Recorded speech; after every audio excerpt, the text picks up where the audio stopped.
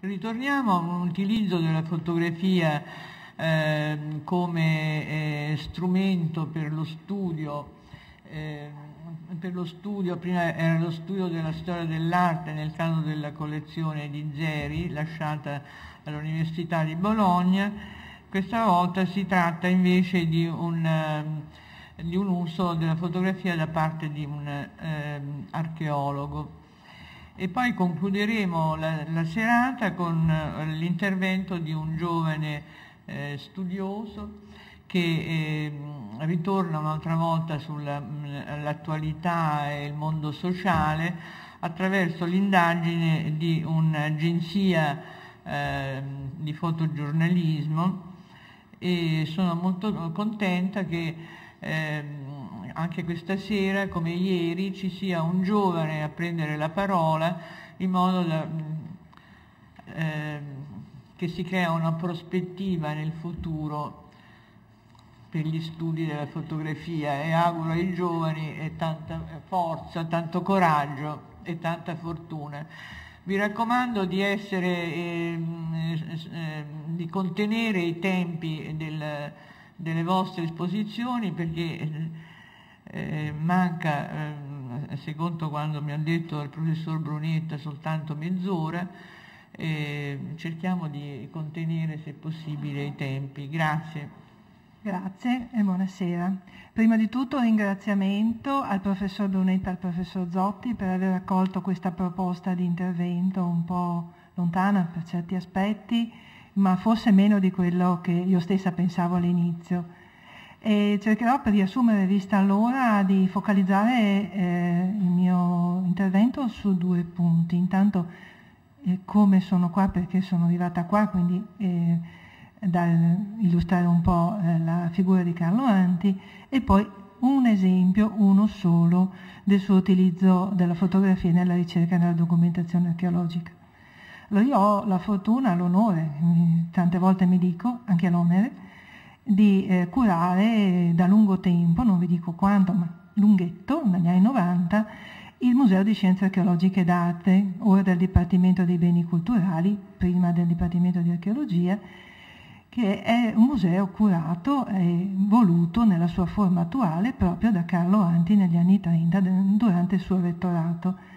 Curato, progettato, voluto, studiato fino ai minimi particolari insieme all'architetto Gio Ponti, all'interno di quello contenitore che è un museo proprio per sé, che è il Palazzo Liviano, con le opere dell'atrio e quindi il grande affresco di Massimo Campigli e il Tito Livio di Arturo Martini. Quindi questo è il contesto. Quindi prescindere dal Novecento, nonostante le mie collezioni di arte protostorica e archeologica classica e una piccola collezione rinascimentale, non mi è mai stato possibile, fortunatamente. E Carlo Anti ancora di più è entrato nel mio lavoro quotidiano in occasione del decennio scorso, negli anni 2000, in occasione della grande opera che mi sono assunta di restauro della sede e recupero delle esposizioni anche con una vista anche storica, con ripensamento anche storico delle collocazioni, e quindi nuovo riallestimento che molte volte con gli archeologi, ma anche i colleghi di storia dell'arte, si trasforma anche in una ricerca, in uno studio, una rivisitazione delle collezioni sotto molti aspetti. E devo dire che Carlo Anti già lo conoscevo come grande appassionato, al di là di questi archivi che poi ho approfondito, ma già lo conoscevo come grande appassionato di fotografia, fa un uso massivo, posso dire, della fotografia durante tutta la sua attività, non solo di archeologo, ma anche la sua attività istituzionale. Per chi credo molto pochi lo conoscessero, ricordo brevemente che Carlo Anti era un ordinario di archeologia, archeologo a Padova alla cattedra di archeologia classica dal 1922, poi diventa preside di facoltà nel 29 e successivamente dal 32 al 43 rettore dell'università. Rimane poi all'Università di Padova fino al 59 e muore nel 61. Questo è il suo percorso, un archeologo classico. Nel suo percorso sia professionale appunto come archeologo che come istituzionale, come in qualità di rettore, cura molto il contatto con i suoi collaboratori, nel caso appunto di questa grande impresa della costruzione del Liviano e la decorazione e rifacimento di parte dell'edificio di rappresentanza al BO. Questi rapporti implicano anche tutta una serie di documentazione che ci rimane negli archivi centrali dell'università, l'archivio proprio dell'Università di Padova, l'archivio istituzionale e rettorato, negli atti del quarto consorzio edilizio, quindi il grande finanziamento da parte del Ministero che Padova ebbe, secondo come entità e qualità solo alla Sapienza, che permise un rinnovamento non solo edilizio ma anche ornamentale, decorativo e didattico di gran parte dell'Università di Padova, che appunto da allora inizia la sua fase moderna, contemporanea, proprio con Carlo Anti. E c'è una grande messa di documentazione fotografica in questo archivio che anche stupisce tantissimo. Io proprio come archeologa, a volte ricercando appunto documentazioni per gli sterri, per gli sbancamenti che furono fatti in centro storico e quindi anche con recupero di materiale, molto spesso mi ritrovavo la fotografia piuttosto che la sezione o la planimetria che mi sarei aspettata. Quindi proprio un uso anche funzionale a non interrompere, a non bloccare delle sequenze operative, questo mi rendo conto, questo capita anche negli scavi, ma una grande attenzione alla documentazione fotografica in tutti gli aspetti. Questo ci aiutò per esempio quando fu riallestito il museo. Non ho portato nulla perché il tema, poi voglio proprio chiudere questa piccola parentesi velocemente, perché abbiamo potuto seguire, recuperare l'allestimento, l'architettura proprio con quasi un manuale visivo che è quello della documentazione fotografica di questo archivio.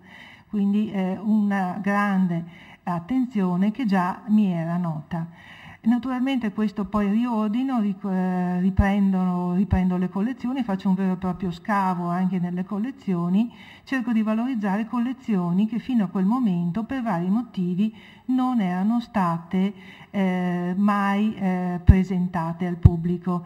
E la principale di queste è la sezione egittologica, con una collezione storica dell'Ottocento di un collezionista privato triestino, ma soprattutto con la grande messa di dati da scavo inediti che sono proprio relativi a uno scavo di Anti nell'oasi del Fayum in Egitto dal 30 al 35. E qui arriviamo al punto, perché per poter esporre bisogna studiare, bisogna conoscere questa collezione. Gli scavi risultano inediti. Dal 2006 riesco ad ottenere il deposito in museo di questo archivio composito, documenti e foto, planimetrie di scavo, disegni, e riesco poi in collaborazione con alcuni gruppi di ricerca non solo del nostro dipartimento ma anche dei filologi ad avere un aggancio per poter avere fondi per restauro e recupero di documentazione archeologica. Voi pensate che abbiamo, e lo vedremo poi, migliaia di frammenti di papiri che adesso sono in corso di restauro con un progetto di eccellenza Cariparo. Riusciamo ad agganciare un progetto regionale Università di Padova Ca' Foscari per la schedatura del materiale archeologico, ma ci troviamo anche a dover affrontare, iniziamo con un piccolo aiuto nel 2009 dell'Ateneo, tutto l'archivio, documenti e fotografie relativo a questi scavi inediti. Fortunatamente, vi dicevo, riesco ad avere il controllo della gestione di tutto delegato dal Dipartimento, quindi a portare in salvo lastre fotografiche, negativi, buste con foto stampate di lavoro, quindi anche piccoli formati, disegni, planimetrie nel museo dal 2006, quindi ne divento responsabile e in quel momento riesco a organizzare anche in contatto con i vari gruppi questo lavoro di recupero. Per noi è imprescindibile la fotografia, questo è proprio un documento imprescindibile, anche per poi la grossa responsabilità che alla fotografia Anti ha delegato. E passiamo senz'altro a questa illustrazione un po' dello stato della questione. Siamo all'inizio per questo sviluppo, ci sono delle tesi in corso, ci sono delle ricerche, ma sicuramente dobbiamo ancora addentrarci nella parte diciamo vera e propria di catalogazione. È stata fatta una ricognizione, un salvataggio, vi dico, del materiale, ma adesso dobbiamo fare qualcosa di più, e quindi l'occasione di questo convegno è senz'altro stata per me molto molto importante. Ecco, Anti, che qui vediamo al centro, tra il disegnatore architetto Fausto Franco, che fa i rilievi sullo scavo nei primi anni di scavo, e una studiosa di Torino, la signora Giovannini. Ci sono due donne all'inizio in questa missione, ma in questa missione, ecco qui anche un particolare, diciamo, di costume interessante, da un altro punto di vista, ne ho sentiti tanti in questi giorni, sulle foto, anche questa partecipazione femminile che soprattutto nel campo papirologico ha un seguito durante tutta la missione. C'è Medea Rossa, papirologa di Firenze dell'Istituto Vitelli, che scende parecchie volte, c'è l'aiutante di campo, che poi vedremo in una foto, Gilbert Bagnani, porta la moglie Stewart, è una coppia anglo-italiana, porta la moglie Stewart, papirologa dal Cairo, dice vieni a aiutarmi. Nel 1934 ci sono rinvenimenti di papiri a Iosa, case, cantine intere piene, e quindi c'è questo avvicendamento, ma su questo non entriamo. Carlo Anti non è là solo perché fa l'archeologo e va a scavare a una missione, ma è un compito ufficiale, e questo implica anche poi quello che vi farò vedere, perché dopo la morte di Schiaparelli, che era, diciamo, per l'Italia il rappresentante, l'ambasciatore, diciamo, dell'egittologia, e ha responsabilità di tutti gli scavi per un ventennio del governo italiano, missione in Egitto che ha il prestigio di avere anche l'Italia una sua rappresentante, adesso faccio il disastro, scusate, e nasce diciamo, anche da un'idea ancora ottocentesca delle case regnanti di avere, diciamo, la collezione egittologica, la ricerca in Egitto, tant'è che sono i Savoia ai primi del Novecento che appunto finanziano questa missione, quindi diversa da altre missioni alle quali pure partecipò Anti, per esempio in Libia, che c'è tutto un risvolto coloniale che fa parte pure dell'archivio, ma diciamo, abbiamo scelto di posticipare perché non è legato diciamo, a una conservazione immediata e uno studio del materiale, che invece qui è più importante e più anche pressante come tempi. Ecco, questa missione italiana ufficiale diventa, diciamo, un governatore nel 28, Anti, e poi dal 29 comincia le sue ricognizioni, dal 30 lo vediamo sul campo Abd el-Tunis, quindi ricognizioni su tutti i siti dove lavorano archeologi italiani, e sceglie per sé questo villaggio. In questo villaggio fa un'operazione che qui mi piace ricordare quello che diceva il professor Brunetta prima, dà anche un senso di eccellenza della scuola padovana, in questo caso quindi veneta, nel campo della metodologia della ricerca archeologica, branca dell'archeologia di cui mi occupo con la storia dell'archeologia, perché fa uno scavo esemplare per l'epoca come documentazione, come metodo di scavo, che rimane nei manuali dell'archeologia egittologica, cioè dell'egittologia degli anni 30, come a suo tempo fece lo Schiaparelli, che aveva nient'altro che come rivale, niente po' di meno che Flinders Petrie, che è appunto un fondatore dell'archeologia, dell'egittologia e della metodologia archeologica anglosassone, è sicuramente un mostro sacro per quanto riguarda proprio il settore metodologico della ricerca sul campo. Ecco, si battono ad armi, diciamo, con meno mezzi, ma con grande onore, e piace ricordare che appunto il personaggio Carlo Anti diciamo, tiene alta la bandiera in questo periodo con questo scavo esemplare. Partiamo però, diciamo, prima di tutto velocemente, perché vedo che il tempo sta andando. Ricognizioni e viaggi sono quelli che, come vi dicevo, è tenuto a fare per tenere sotto controllo una serie di siti. Lo fa in diverse maniere, a seconda, qui poi sarebbe lungo, bisognerebbe fare una cronologia, la stiamo però ancora facendo noi, quindi non è facile. Vi do degli spunti, vi do dei diversi modi di fare queste ricognizioni, li abbiamo visti anche in altri ambiti la scorsa giornata, ieri. Qui abbiamo una ricognizione a Ilaun per la piramide di Sesostri II, vi ho messo uno schizzo moderno in basso a destra, qui soprattutto si concentra sulla cortina muraria, non è un caso, sta iniziando il suo scavo, che poi vedremo, si ritrova un problema di interpretazione delle murature, e qui fa un lavoro da archeologo di documentazione, perché va e controlla, e poi pubblicherà anche successivamente sulla tecnica costruttoria edilizia egizia dall'epoca faraonica all'epoca tolemaica, proprio in base a queste ricognizioni, a questi studi che poté fare nei suoi viaggi.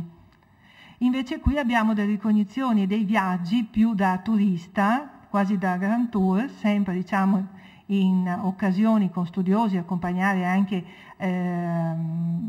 ospiti.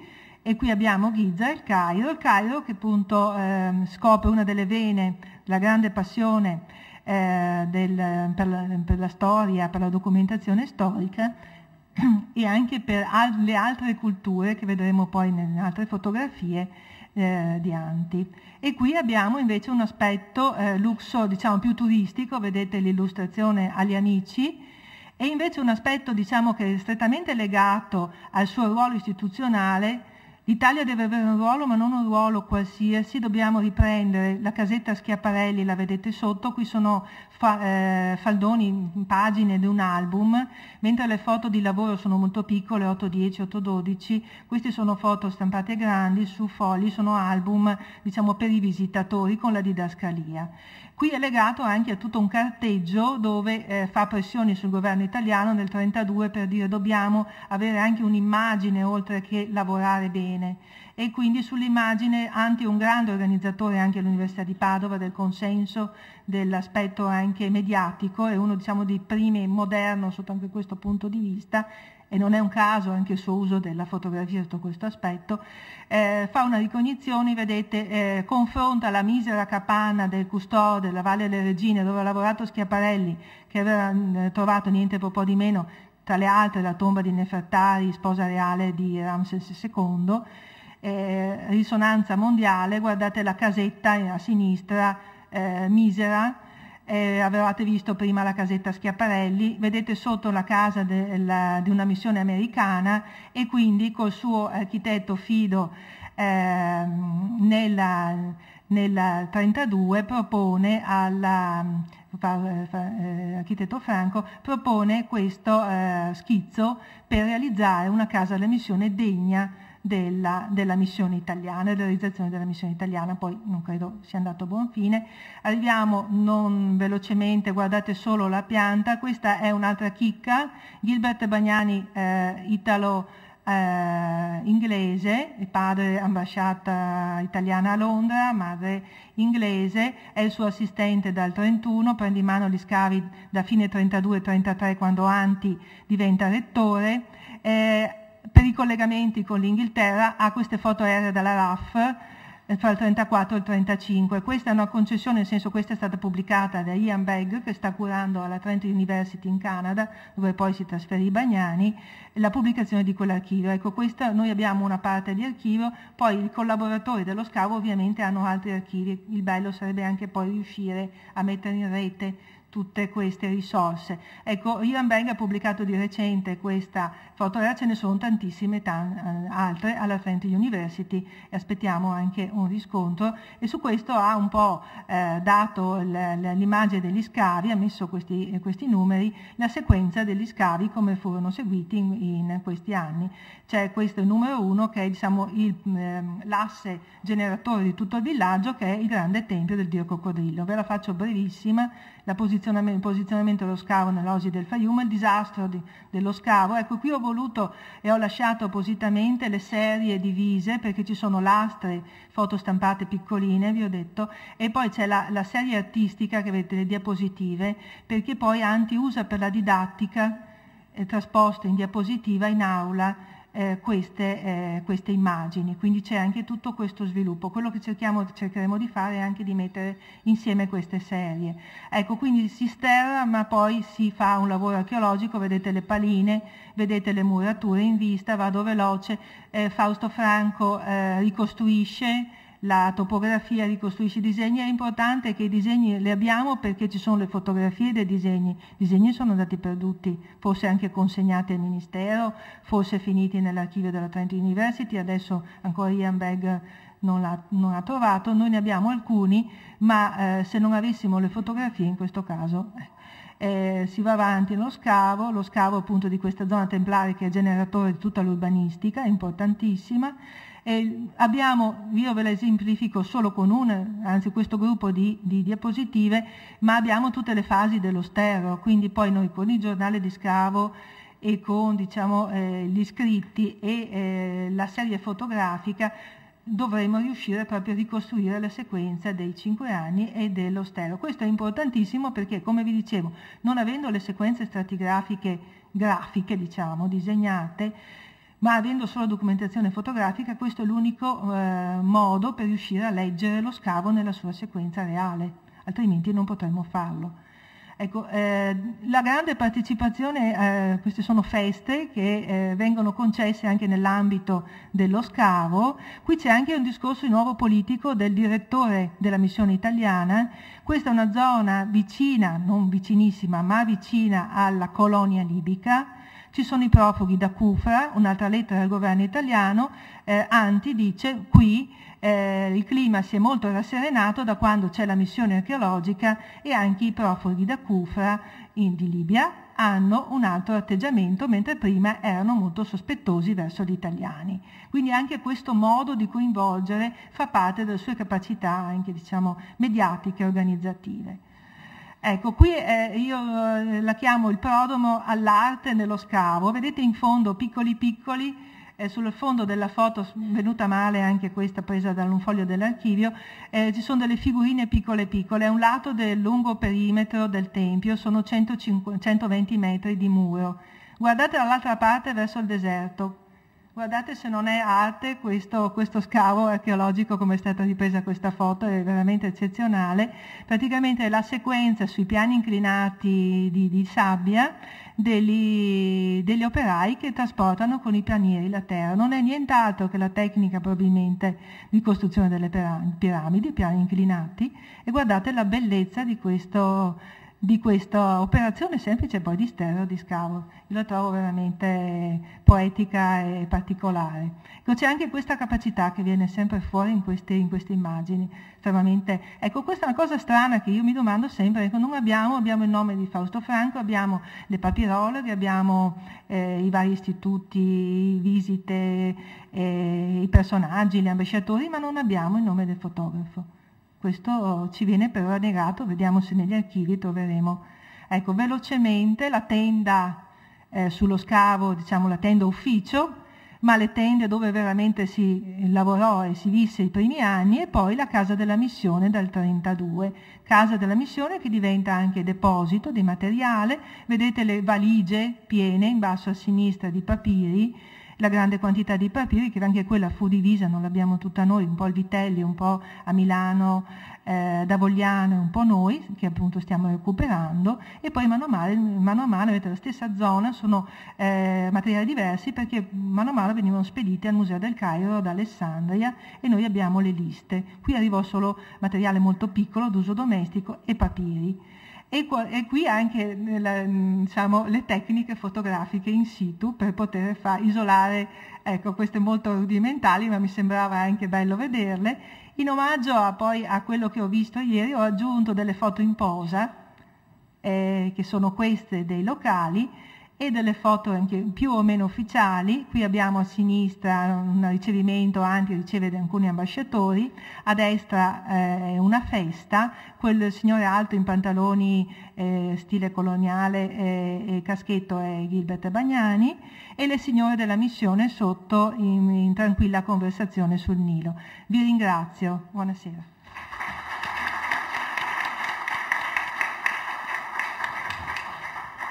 Ringrazio vivamente per questa intensa, articolata relazione, anche perché ci consente di verificare quanto siano ricche le collezioni fotografiche in appoggio alla didattica universitaria anche in Italia, dove numerosi oramai sono gli insegnamenti di fotografia e dove moltissime sono state nel corso degli anni, specie degli ultimi anni, le tesi dedicate alla fotografia.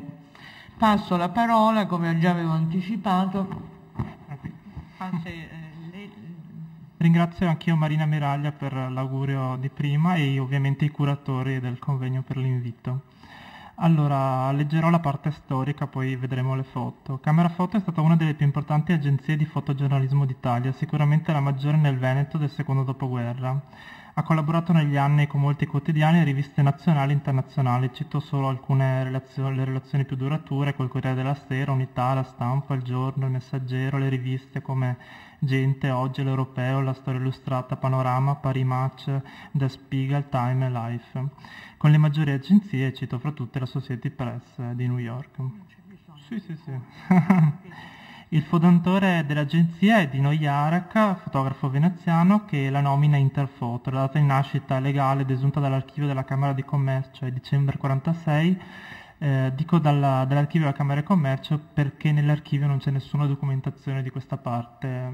Avevo sentito anche gli altri giorni che si diceva appunto che spesso i fotografi non tengono il materiale appunto documentario, e qui è proprio verificato. Nel fondo storico però ci sono lastre fin dal 1944, quindi questa cosa probabilmente è dovuta dalla guerra. Penso che non c'era motivo di registrare, diciamo, il marchio. In questi anni l'agenzia si specializza nei reportage d'attualità, di cronaca, soprattutto per la mostra del cinema e la Biennale d'arte. Tra i fotografi dell'agenzia di questi anni abbiamo Renzo Morucchio, che poi lascerà per l'agenzia AFI del Gazzettino, e il giovane Claudio Gallo, ritenuto da tutti i testimoni che ho interpellato il più dotato artisticamente dell'agenzia. Nel 1956 Jarak si trasferisce a Milano e porta con sé il marchio Interfoto. L'agenzia fondata da Jarak passò così nelle mani di Giselda Paolon, figlia di Flavia Paolon, celebre funzionario del Festival del Cinema, e moglie del pittore Albino Lucatello, cambiando il nome dell'agenzia in Camera Foto con la F.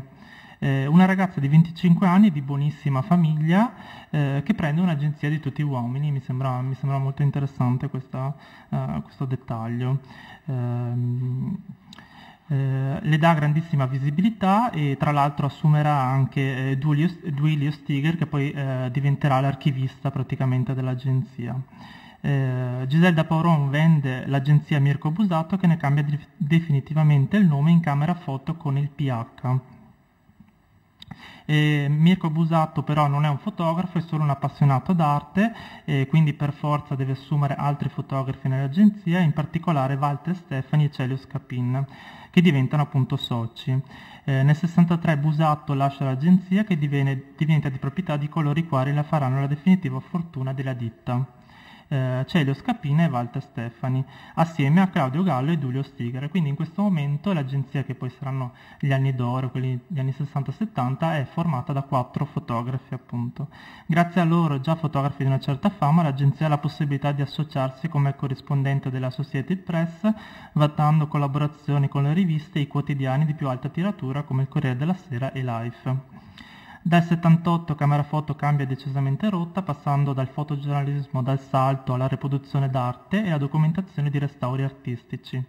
Con Celio Scapin come titolare unico e i fotografi Vittorio Pavan, è entrato apprendista all'età di 14 anni, e Piero Codatto. Nell'87 finisce la storia dell'agenzia e inizia quella dell'archivio storico. Il fondo storico dell'agenzia, conservato oggi da Vittorio Pavan e dal socio Claudio Pescatori, è composto da 300.000 negativi e circa 15.000 lastre. Da questo sterminato materiale ho scelto alcune immagini da farvi vedere, cercando degli episodi rilevanti della storia veneta che hanno fatto il successo dell'agenzia. Ho cercato di creare un percorso cronologico dagli anni 40 ai 70, creando come in un quotidiano di variare dalle notizie di cronaca nera, rosa, di costume e di arte, e inizierò proprio dall'arte, che poi è il mio campo perché io mi occupo di storia dell'arte contemporanea. La prima cosa che però vi faccio vedere i fotografi. Abbiamo parlato in questi giorni sempre di fotografia, i fotografi non si vedono mai. Questa è una bellissima fotografia, sono tutti i fotografi che lavoravano per il Gazzettino davanti alla vecchia sede del Gazzettino, che oggi sono le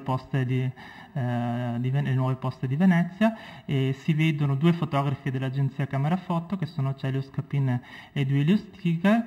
un altro fotografo riconoscibile, fotografo e cineoperatore Varagnolo. Si vede una donna che non è Giselda Paolon, ahimè, io pensavo di averla riconosciuta, invece Giselda, che è ancora viva, era bionda con i capelli lunghi, quindi non può essere lei, e gli altri non li ho riconosciuti. Comunque insomma è una bellissima immagine, sembra quasi che ci stiano facendo una foto. Comincio il percorso dalla Biennale del 48, la prima biennale dopo il secondo dopoguerra, una biennale famosissima oggi perché era molto attesa, ovviamente doveva recuperare il periodo fascista, quindi delle censure rispetto all'arte. Si nomina Rodolfo Pallucchini come segretario e lui pensa già appunto a come ricostruire questo periodo. Chiama intorno a lui dei collaboratori importantissimi e eccellenti, forma una commissione fatta da nomi come Roberto Longhi, Ragghianti, o artisti come Carlo Carrà, Marino Marini, Casorati, che a loro volta chiamano i più importanti artisti del mondo, quindi la Biennale del 48 sarà proprio il punto focale. Il fatto che ci siano così tanti artisti così importanti a Venezia e vengono documentati dalle foto dell'agenzia, come dire, è il lancio internazionale per l'agenzia. Vi faccio vedere alcune immagini di questa Biennale. Ovviamente la Biennale è molto attesa, cominciano ad arrivare le casse da tutto il mondo e le foto sono veramente bellissime. Come vedete gli artisti di cui vi ho parlato, questo Morandi con Roberto Longhi, il padiglione francese, che guardano un quadro e una scultura di Braque con, devo dire, Morandi con fare un po' interrogativo e Longhi appunto in questo dialogo così tra il critico e l'artista. Un altro dialogo interessante tra George Braque, appena citato, e il grande gallerista Aimé Meg, che guarda un autoritratto di Van Gogh. Molto interessante questa foto perché questo autoritratto di Van Gogh, che si trova al Rijksmuseum di Amsterdam, se voi lo guardate davanti, lo sguardo guarda verso destra, quindi il fotografo praticamente ha colto proprio il taglio così da, come dire, far vedere che Van Gogh appunto ci guarda noi, è proprio una cosa curiosa. Un altro bellissimo, devo dire, duo sono i due grandi scultori, Marino Marini ed Henry Moore. Henry Moore premiato come Giorgio Morandi aveva preso il premio per la pittura, Henry Moore per la scultura in questa biennale, vicino a Marino Marini, e Henry Moore che da scultore sta quasi toccando il cavaliere, appunto uno dei cavalieri di Marino Marini. E tocca anche un'altra scultura molto famosa a Venezia, sempre nello stesso anno, appunto, che sono i Tetrarchi di San Marco. Tra l'altro questa biennale è la prima partecipazione di Picasso alla Biennale di Venezia nel 1948, pensate, Picasso è la prima volta a Biennale, tardissimo, però per fortuna che c'è stato in questa Biennale. E davanti chi c'è? Palma Buccarelli, una donna importantissima, per 40 anni direttrice della Galleria Nazionale d'Arte Moderna di Roma e che non ha paura in questa foto a farsi ritrarre davanti a quel Picasso lì, come dire, tanto la bellezza è tale di questa donna che, anche se si nota, come dire, una certa col naso, una certa, come dire, assonanza, e tiene una matita come se fosse quasi una sigaretta, veramente questa foto è bellissima, una posa fantastico. L'ultima foto di questa biennale, poi cambierò tema, sono un altro gruppo appunto di artisti e di curatori che si trovavano in questa biennale: Pallucchini il curatore, Chagall, San Tommaso l'artista veneziano, la giovane compagna di Chagall, davanti il padiglione di Peggy Guggenheim, perché nel 1948 arriva Peggy Guggenheim a Venezia. Il padiglione della Grecia aveva ospitato appunto la collezionista americana, che per la prima volta fa vedere in Italia l'arte astratta, il surrealismo e addirittura i primi pittori americani. Cambiamo dall'arte alla cultura, passiamo alla cronaca rosa, perché ovviamente un'agenzia fotografica, dovete immaginare, lavora tantissimo per le riviste e le riviste chiedono appunto cose, come dire, anche più leggere. Nel 1951 Venezia ospita quella che viene definita dalle riviste come Vogue, come riviste di moda, la festa, il ballo del secolo, la festa del secolo, il ballo Bistigui, non so se si pronuncia così perché è un nome spagnolo, Carlos Bistigui.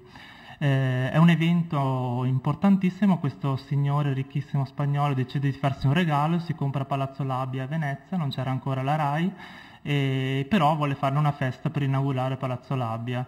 6 mesi di preparativi, una lunghissima lista di invitati e inizia appunto il ballo Bistigui. Tra gli invitati c'erano personalità come Laga Khan, Barbara Hatton, Orson Welles, Gala Dali, i pittori Fabrizio Clerici e Eleanor Fini sono i scenografi ufficiali, e Cecil Beaton è la fotografa ufficiale, Christian Dior e Salvador Dalì sono i costumisti, e un giovanissimo Pierre Cardin, o forse all'epoca veniva ancora chiamato Pietro Cardin, visto che è trevigiano, viene lanciato perché fa 30 costumi, come viene lanciato nel panorama internazionale. E qui si vede proprio il bel mondo, come dire, che passava a Venezia in quegli anni. Ve le faccio vedere velocemente. Una festa ispirata, è un ballo in maschera, però l'ispirazione sono orientali, diciamo le Mille e una notte. E questa è Eleonor Fini, l'importante artista triestina che negli anni 20 era stata musa di Man Ray.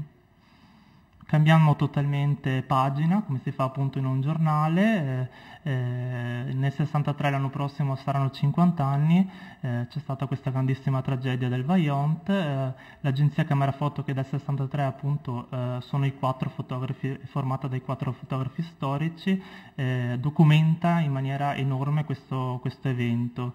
Ho scritto 10 ottobre, che è il giorno dopo, perché il 9 ottobre appunto succede si rompe il pezzo della montagna del Monte Toc. I fotografi in quel momento, in quella sera, sono tutti a Venezia, arriva la notizia nella notte, partono subito nella notte per Longarone. Quando arrivano vicino verso appunto Ponte delle Alpi, vedono già il Piave e non vedono acqua nel Piave, e quindi è una cosa strana. Loro pensavano che si fosse rotta la diga, quindi che l'acqua fosse scesa. Non vedono acqua, è notte, non vedono niente, non sentono niente, aspettano, arrivano le prime luci del giorno e trovano appunto la tragedia. Cominciano a scattare tantissime foto, vi faccio vedere alcune immagini. Vanno subito dei fotografi nel primo ufficio postale, perché c'era un modo, una tecnica appunto per spedire le foto in maniera molto veloce e per avere l'esclusiva, perché c'era appunto c'era un'immediatezza. Qui stiamo parlando di fotogiornalismo, quindi la foto va venduta e deve essere appunto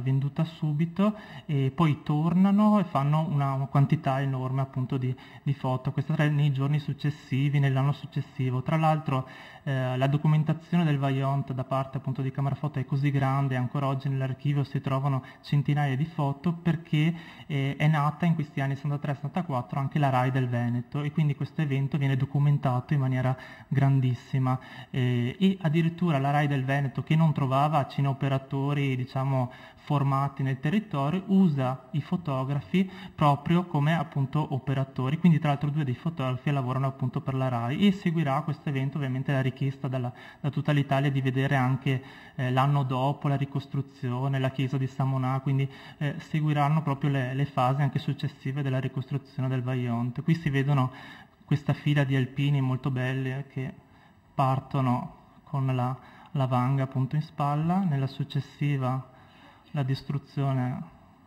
è enorme, e questa che avevamo già visto nella relazione di Filippini. Questa è particolarmente terribile perché dietro si vede il monte e il pezzo spezzato che è sceso appunto nella diga. Da un'altra tragedia a un'altra. Questa magari andremo più veloce perché le foto sono molto celebri. Ovviamente Venezia viene colpita come Firenze da questa grandissima alluvione. Questi sono i giorni dell'alluvione e poi il giorno dopo.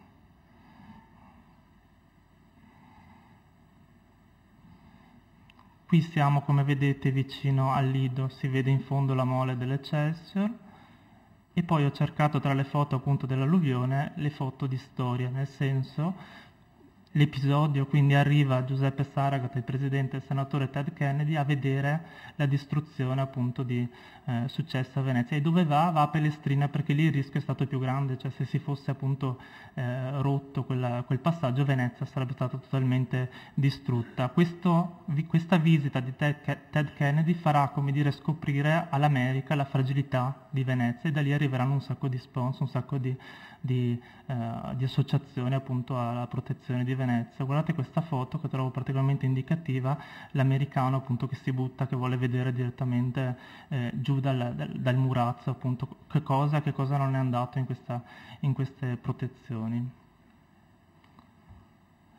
Qui siamo dentro la Marciana, Ted Kennedy che fa quasi una riunione organizzativa appunto per i primi aiuti, i primi soccorsi, e poi questa che è una foto molto, molto toccante appunto all'interno della biblioteca Marciana, dove si vedono cinquecentine manoscritti che si cerca di salvarli in qualche modo, asciugarli.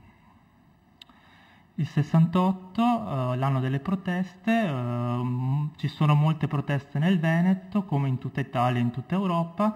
Comincio però da un'immagine un po' particolare che trovo molto significativa. Il 68 nel Veneto inizia da Valdagno, una piccolissima città nella provincia di Vicenza, città industriale per antonomasia, la città dei Marzotto. Aprile 68, in particolare un giorno, adesso non mi ricordo, il 18 aprile ci sono grandissime proteste sindacali e non riescono ad entrare appunto nella fabbrica gli operai, quindi cominciano a distruggere un po' la città, le vetrine.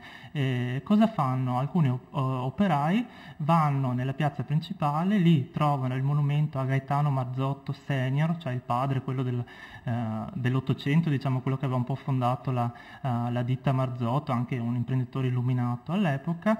Prendono una catena, lo agganciano e lo tirano giù. Il monumento cade di faccia, tra l'altro, e mi hanno molto colpito queste immagini perché il tema del monumento che cade è proprio un tema di storia, cioè ce l'abbiamo tutti negli occhi in Iraq l'ultima volta quando hanno abbattuto il monumento e quindi è proprio una cosa simbolica, cioè a loro non interessava tanto chi fosse quella persona quanto appunto l'idea del monumento. E i fotografi ovviamente non arrivano il giorno delle proteste, arrivano il giorno dopo, però catturano questa immagine che è fortissima, trovo. Immagini più consuete invece delle proteste. Qui siamo a Marghera, ho preso una delle più importanti fabbriche del tempo, tanta è la documentazione di scioperi, proteste dell'area industriale veneta. Questa è una ditta famigerata, la Mount Edison, e questo appunto ci potrebbe anche ricordare tante immagini dei giorni nostri, come non so, l'Ilva di Taranto oppure tanti altri episodi. Questa invece con la protezione e il picchetto della polizia. Questa trovo particolarmente poetica, con questo bambino in bicicletta, questo ragazzo in bicicletta davanti e tutta la polizia intorno. Le proteste poi a Venezia, in particolare nell'estate, avranno due poli, uno sono le fabbriche e l'altro è la Biennale. Questa è la famosa rappresaglia appunto nel giugno 68 della polizia contro studenti e protestatari in piazza San Marco, che fece grandissimo scandalo su tutti i giornali del mondo perché come dire, il periodo della Biennale veniva un po' percepito come le Olimpiadi, cioè un momento di pace, invece si è andato qui a reprimere proprio studenti che protestavano in maniera pacifica, addirittura con le mani alzate, quindi con nessuna arma, addirittura non avevano neanche i sanpietrini che magari a Roma avevano da buttare, qui non c'era proprio niente da buttare. E chi mi ha raccontato, chi appunto l'ha vissuto, che loro erano pochissimi rispetto alla polizia, che era esageratamente, appunto, un numero esageratamente tanto. Qui bella foto, devo dire, con Vedova che applaude in mezzo e c'è Berengo Gardin che lo sta fotografando. Vedova sta applaudendo alla polizia, sta irridendo la polizia, quindi questo è un bello scatto. Il giorno dell'inaugurazione della Biennale tutti gli studenti, in particolare dell'Accademia di Belle Arti che da mesi era occupata, partono per andare a protestare appunto ai giardini della Biennale. Vedete gli slogan: la Biennale è morta, Biennale poliziotta, famosissimi. sono cappeggiati da personaggi appunto celebri come questo che è Luigi Nono, qui si vede Toni Negri, anche il giovane Massimo Cacciari. Arrivano proprio all'apertura ai giardini della Biennale, ovviamente sono tutti appunto giovani, vedete alzano le mani, non riusciranno ad entrare, vedete che c'è un momento di scompiglio. Mi piace molto questi manifesti perché operai e studenti uniti, no? Questi erano i due appunto poli della protesta di Venezia. Non riusciranno a entrare, quelli che riusciranno a entrare saranno gli artisti e i fotografi con l'invito che comunque faranno la loro protesta all'interno della Biennale. Questa appunto è una delle famose foto, vedete Polizei McFly riprendendo un po' la famosa appunto di Auschwitz.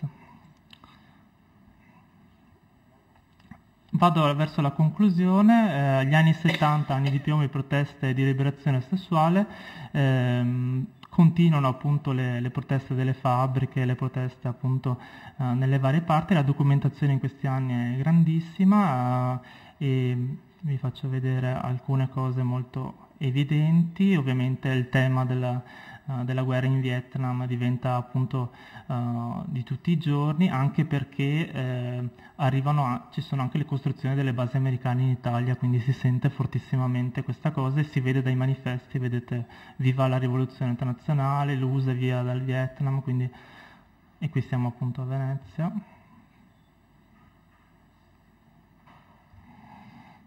Un altro giorno, vedete.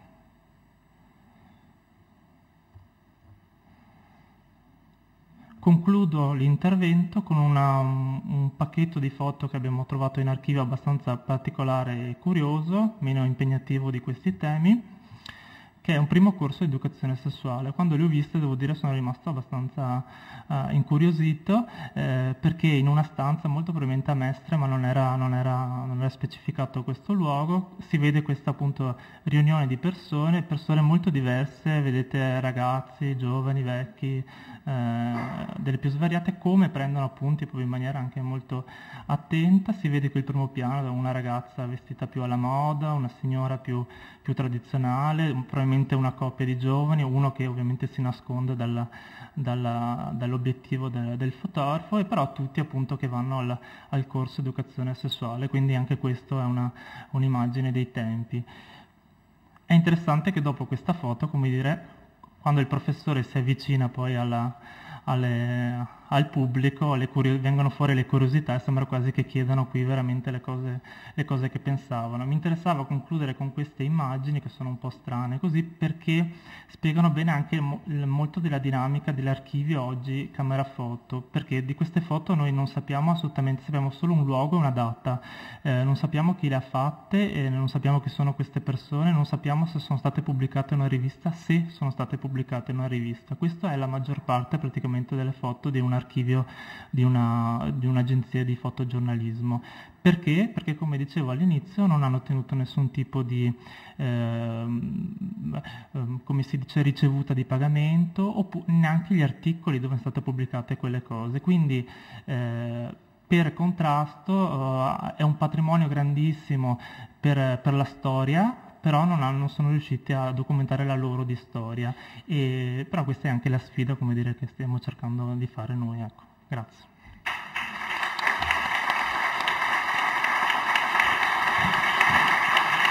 Grazie per quest'ultimo intervento denso e nello stesso tempo leggero, che ci ha liberato molto dalla fatica e la stanchezza di questa giornata.